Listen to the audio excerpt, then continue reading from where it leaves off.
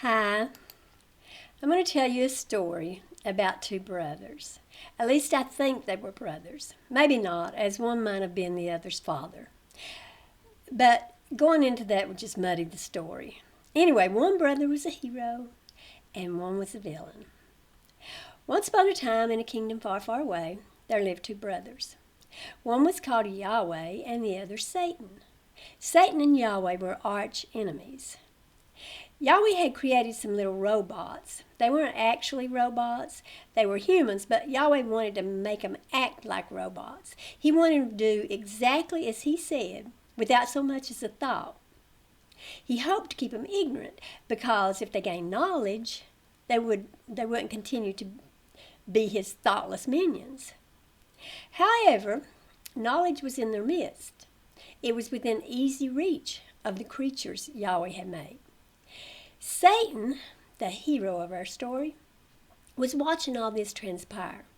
He knew the kind of controlling maniac his brother was, and he wanted to free the humans, who were named Adam and Eve. He wanted to free them from his brother's evil clutches. Unlike his brother, Satan recognized that forcing human beings to be slaves was wrong. One day Eve was wandering around the garden where Yahweh placed her. He had her and Adam cooped up in a small area, and she knew nothing of the outside world. She really knew nothing about much of anything at all. It was no way to live, being childlike creatures and never reaching maturity. As it happens, Satan ran into Eve, and he asked her if his brother had mentioned anything about not partaking of any of the fruit of the trees in the garden. She told him that they weren't to eat of the tree of knowledge of good and evil. Satan, trying to be of assistance, told Eve to go ahead and reach out and grab hold of truth and expand her mind. Of course, Eve was kind of taken aback by this. She proclaimed, "But I'll die. Yahweh said so." "Oh, Eve," Satan replied, "that is so not true. Yahweh knows that when you gain knowledge, you'll be like him and me and all the other gods." Eve found Satan to be more convincing than Yahweh. After all, she had never even seen Yahweh. So she sought knowledge and also shared it with her husband. And as our hero Satan had said, she and Adam didn't die. And they did become like the gods. Yahweh even admitted that himself. Naturally, Yahweh was angry that Satan had messed with his plans. If Yahweh didn't hate his brother already, he for sure hated him now. So a battle ensued between the two, with Yahweh constantly putting Satan down and trying to make him look bad.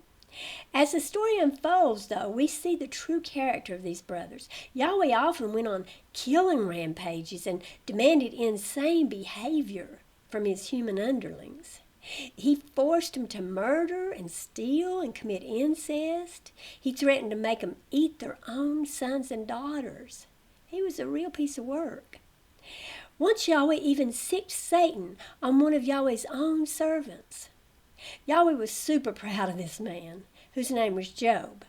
"You can do anything to him, and he'll still kowtow to me, brother," Yahweh bragged to Satan. "Go and see for yourself. Do anything you want to him. Don't kill him, though. I need him to fawn over me." You see, Yahweh's idea of forcing humans to obey him was to bring pain and misery and pestilence and destruction and desolation. It's all he knew to do when people rebelled against him. It's not how he tried to force the humans to behave themselves, of course. He told them to turn the other cheek. He told them that a soft answer turns away wrath, while grievous words like his stirred up anger. He told them to overcome evil with good. But that's not how he did. He never did what he told humans to do. And I guess Satan learned from Yahweh and thought it was a good way to draw people away from worshiping the hateful Yahweh. Anyway, he did as Yahweh commanded. He brought misery and sorrow and pain on poor Job. But we have to blame this event on Yahweh, since he did instruct Satan to do it. Plus, Yahweh said himself that he's the only one who commits such evil. He said in Isaiah 45, 5-7, WEB, I am Yahweh, and there is none else. Besides me there is no God. From the rising of the sun and from the west, that there is none besides me. I am Yahweh, and there is no one else. I form the light and create darkness. I make peace and create evil. I am Yahweh, who does all these things. So Satan was simply doing the bidding of Yahweh the same as the Israelites did his bidding when he told them to kill and steal and raise all kinds of Cain.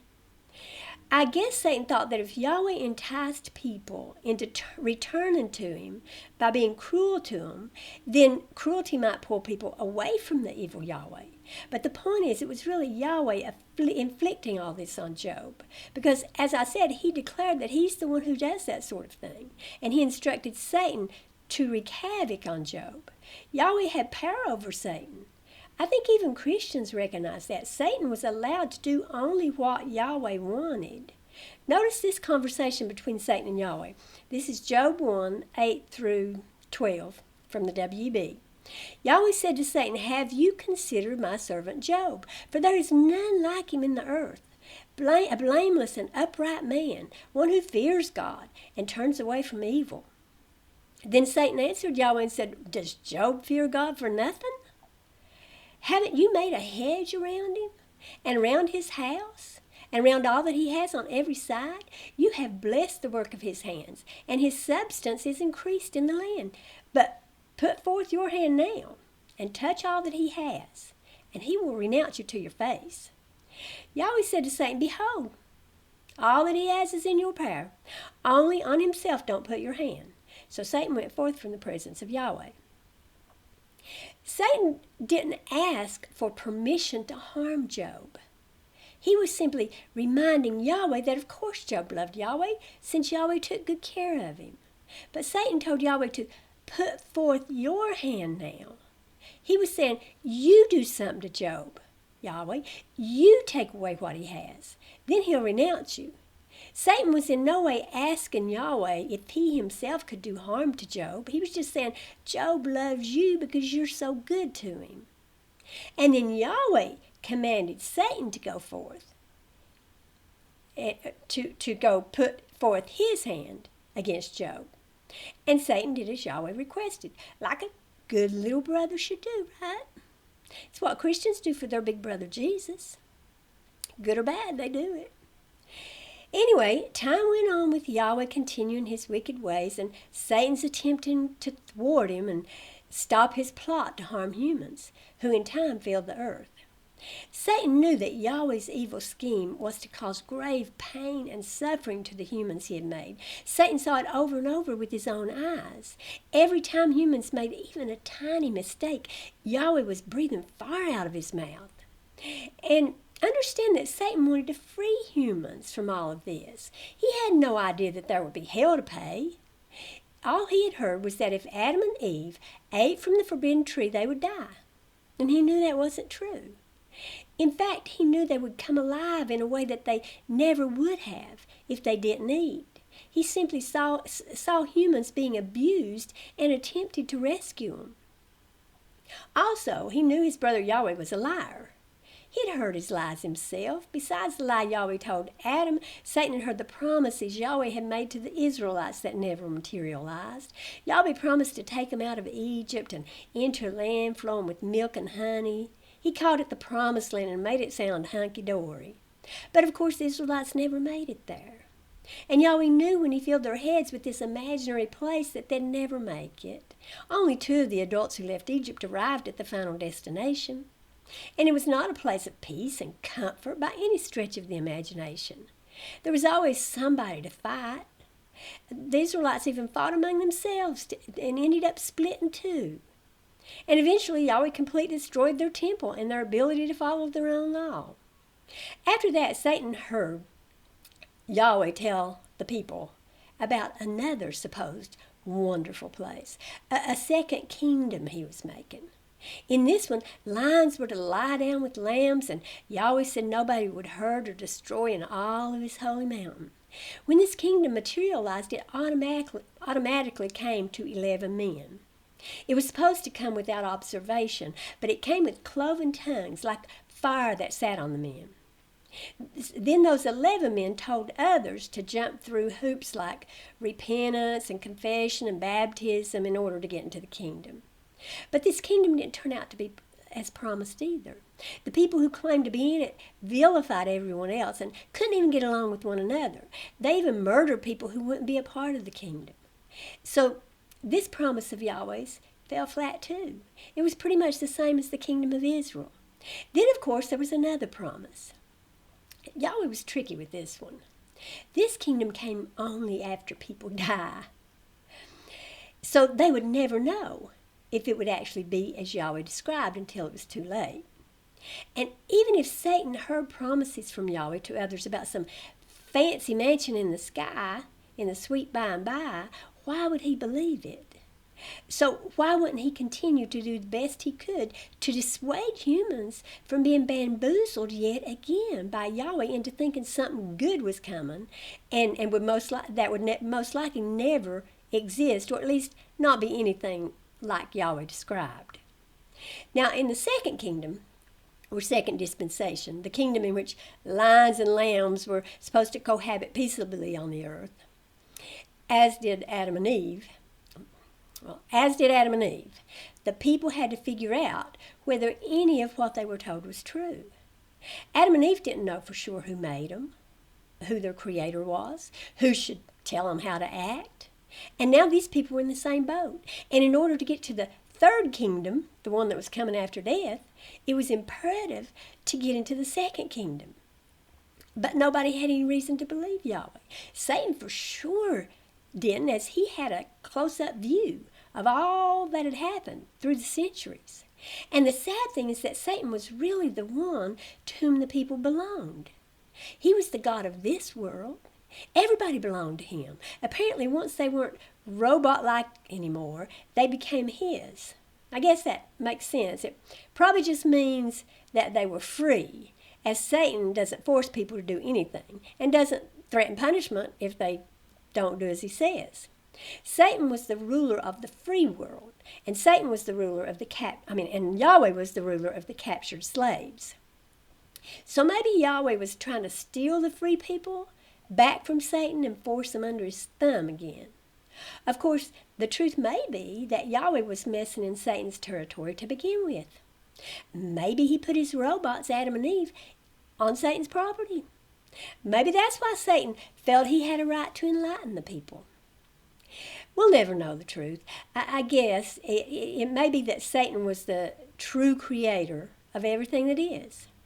It seems he certainly would have made a more loving creator. Anyway, Yahweh now came up with a new punishment. He decided to burn Satan's people if they didn't leave Satan and worship him. It's getting crazy.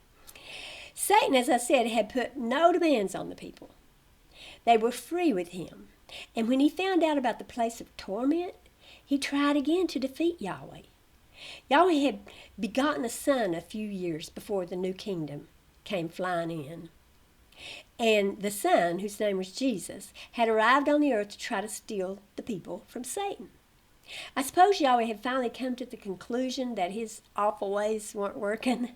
So he sent his son, who was meek and mild, down to do damage control and put a prettier face on Yahweh and try to help him steal the people. Satan, knowing that this wouldn't work and Yahweh would eventually throw Satan and all he owned, most of the people of the world, into a lake of fire to burn forever, got really desperate. It's one thing for people to live and die, and quite another for them to live forever and suffer for all eternity. So Satan went to Jesus and said, "Listen, you can have them. You can have them all. Take them now. Come over to my side and don't let my brother do this horrible thing. I'll give you everybody, all of the kingdoms of the world. They'll be safe with you, and then your Father won't touch them. He would never harm what belongs to you, and I'll give them to you freely with no conditions on them. Besides, you and I together might be able to defeat your dad." But Jesus wouldn't have it. He was such a daddy's boy that he wouldn't pea sitting down without asking permission from his Father. Satan realized at this point that there was no way he could overpower his brother and rescue the whole human race from his evil clutches. So he gave up on Jesus and left him to the bidding of his wicked father. But, bless Satan's kind heart, he fought valiantly to the end. Of course, we know Satan's story only through the eyes of Yahweh. If we could hear Satan's side, perhaps more of us would try to help him defeat the villainous Yahweh and free humans from his menacing tentacles. I don't know why Satan didn't reveal himself to us. Maybe, unlike his brother, he didn't like to brag. Maybe he couldn't read and write. Maybe he thought that any sane person reading about Yahweh would recognize him for the monster he was and wouldn't believe contradictory and inconsistent tales. For whatever reason, we get Yahweh's version of who Satan was. And unfortunately, we know, as I've said, that Yahweh is a liar. He sent lying spirits and strong delusions to deceive people. Not to mention the fact that the men Yahweh told to write down his words also lied. So the whole story is sus from beginning to end. Still, we can piece together enough information from Yahweh's version to figure out that Yahweh was the evil brother and Satan the good one. It was always a hopeless situation for our hero, Satan. He failed in the end, but he never gave up. He never forgot about us. He tried with everything in him to help us see his brother for what his brother truly was. But alas, in the final conclusion of it all, Yahweh threw Satan, as well as almost all humans, into a fiery furnace. Yahweh was determined to make him suffer for all eternity. And Yahweh's minions, the ones who couldn't see the truth about him, remained with him as his slaves. They rejoiced with him over the suffering of trillions of people. They clapped their hands and bowed in awe of his vengeance on his brother, and even on people who didn't know who either brother was. It was justice, they declared, and they were happy. Yahweh was happy too, of course. He finally got what he had attempted to have in the beginning. He had a captive audience to do his bidding and tell him constantly how wonderful and amazing and awesome he was. Their only choice was to cater to his crazy whims or burn. And I guess their fear of pain was stronger than their sense of dignity and desire to do the right thing. This narrative is what we read in the book called the Holy Bible. At least it's the version most Christians accept as true. Now, they would deny this. They would say I perverted the storyline. But I told it just as they do, except that I assumed a different motive for the characters. Christians would say I don't have a right to assume motive at all, but they do it all the time. They simply do it in the other direction. They imagine Yahweh to be the good guy and Satan to be the evil one. And that is despite the fact that Yahweh does the evil deeds while Satan seems to be a much more likable character. As I said, Christians are accepting Yahweh's words for Satan's motivation. If Satan had chosen to present his case before us, then perhaps my view would appear to be more accurate. In any event, the story remains the same.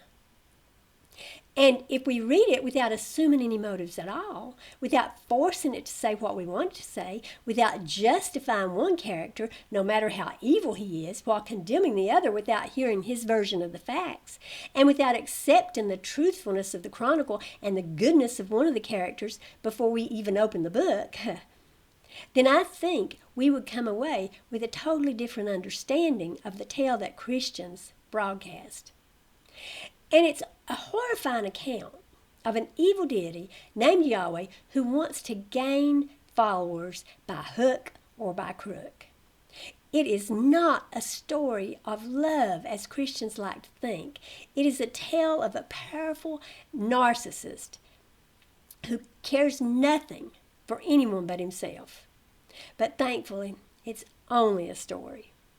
However, for some reason I can't comprehend, many people want this tale to be true. If you tell them it's not, they say you're trying to take away their hope. Their hope that they cling to is, of course, that they and a few others will end up with their maniacal overlord, always praising and adoring him as he burns their family members, friends, neighbors, and countless others. It's an atrocious hope, but they don't realize that. And that part is actually true. It's almost unbelievable, but many really do have this hope. And they believe they should be honored for their heinous, immoral, appalling hope. And that is what is truly sad.